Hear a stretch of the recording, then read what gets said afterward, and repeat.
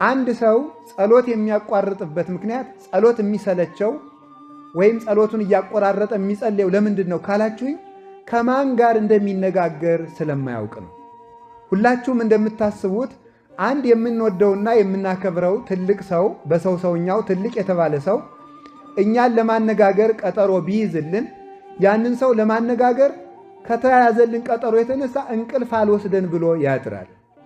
ጸሎት ግን እግዚአብሔርን ያህል ንጉሥ ሰራዊተ መላእክት እያመሰገኑት ቅዱሳን አባቶች እያመሰገኑት ለእኛ ለአንድ መናኛና የተናቅን ፍጡሮች ቀጠሮ ይዞ ሊሰማን ይጠብቃል።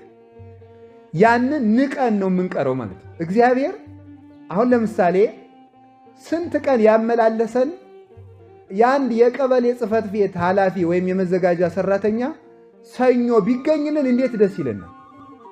ለፍቼ እኮ ዛሬ ተሳካልኝ እንላለን። ያገኘነው ሰውዬ የምድር ደብዳቤ የሚጽፍ ሰው ነው ያናገረን። ከዚያ ከፍ ብለን ከንቲባውን ብናናገርስ፣ ከፍ ብለን የዞኑን ዋና አስተዳዳሪ ብናናገርስ፣ ከፍ ብለን የክልሉን ፕሬዝዳንት ብናናገርስ፣ ከፍ ብለን የሀገሪቱን ጠቅላይ ሚኒስትር ብናናግር እንደ ትልቅ ዕድለኛነት እናወራዋለን። ፎቶ ተነስተን ፎቶአችን እናስቀምጣለን በትልቅ ይሄ ከጠቅላይ ሚኒስትሩ ጋር የሆነ ጊዜ ምሳ በልቼ ብሎ ሰው ይናገራል። እግዚአብሔር ግን በየቀኑ ያለ ደጅ ጽናት ይገኛል። በየቀኑ እግዚአብሔርን ማናገር ይቻላል። በየቀኑ ብቻ አይደለም፣ በየሰዓቱ የምድር ነገሥታት ጠዋት አናግረናቸው 6 ሰዓት መልሶ ቢቸግረን ማግኘት አንችልም። ምናልባት እንደገና 40 ቀን ልንጠብቅ እንችላለን። 6 ሰዓት አናግረን 9 ሰዓት ማናገር አንችልም። 9 ሰዓት አናግረን 11 ሰዓት አይደግሙልንም። 11 ሰዓት አናግረን 1 ሰዓት አይደግሙልንም። ሌሊት ቢቸግረን አይደግሙልንም። አናገኛቸውም ሁሉ ብንጠራቸው ሌሊት ከቢሯቸው ብንሄድ ወንጀለኛ ተብለን ልንታሰርም እንችላለን። እግዚአብሔር ግን ማለዳም ይሰማል፣ ማታም ይሰማል፣ ጧትም ይሰማል፣ ቀንም ይሰማል፣ ያለ ጊዜ ይሰማል፣ ያለ ወረፋ ይሰማል፣ ሳይመርጥ ይሰማል።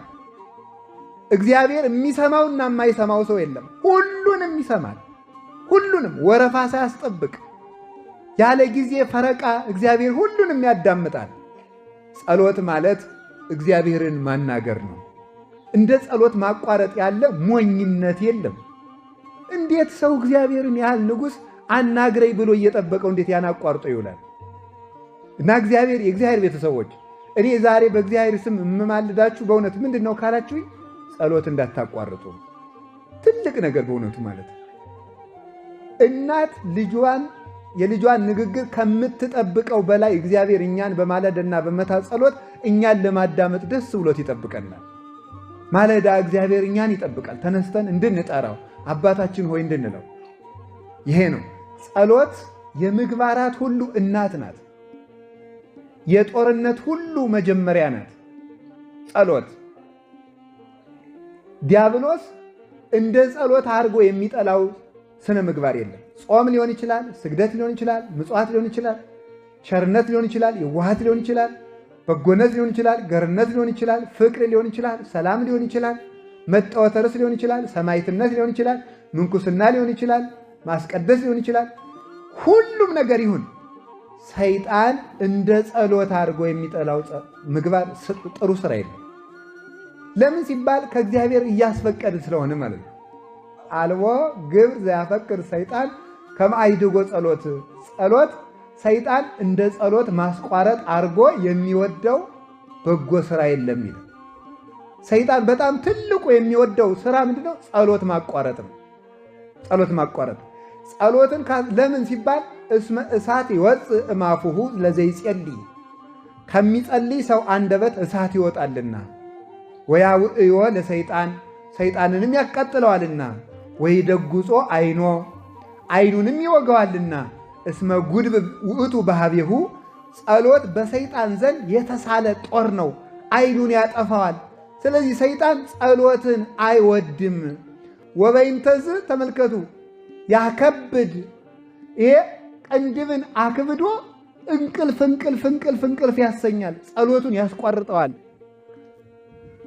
የሚያቋርጥበት ልዩ ልዩ መንገዶች ነው ያሉት። አንዳንድ ጊዜ የማንዘልቀውን በጣም ብዙ ጸሎት በማስጀመር ከዚያ በኋላ ሰልችቶ እንድንተወው በማድረግ ሌላ ጊዜ ደግሞ በምንጸልይበት ጊዜ ሐሳባችን ይበትንና ሐሳቤ እየተበታተነ የምጸልየውን ጸሎት እግዚአብሔር አይሰማኝም ብለን ደግሞ እንድናቋርጠው ማድረግ። በጣም እንዴት ያለ ጠቢበኛ እኮ ነው። ሐሳባችን የሚበትነውም እሱ ነው። ሐሳቤ ስለተበተነ እግዚአብሔር አይሰማኝም ብለን ደግሞ እንድናቋርጥም የሚያደርግ ደግሞ እሱ ነው። ሶስተኛ ደግሞ ጸልየህ ምን አመጣህ፣ ጸልየሽ ምን አመጣሽ ብሎ ደግሞ ጸሎት እንድንተው ያደርገናል። ይህን ያህል ጸለይክ፣ እግዚአብሔር እኮ አንተን አይወድህም፣ ጥያቄህን ቢወድህ ኑሮ ይመልስልህ ነበረ ብሎ ደግሞ ጸሎትን እንድናቋርጠው ደግሞ ያደርጋል። ለምንድን ነው ካላችሁኝ፣ ጸሎት የሕይወታችን አጥር ነው፣ የሕይወታችን ደጅ ነው።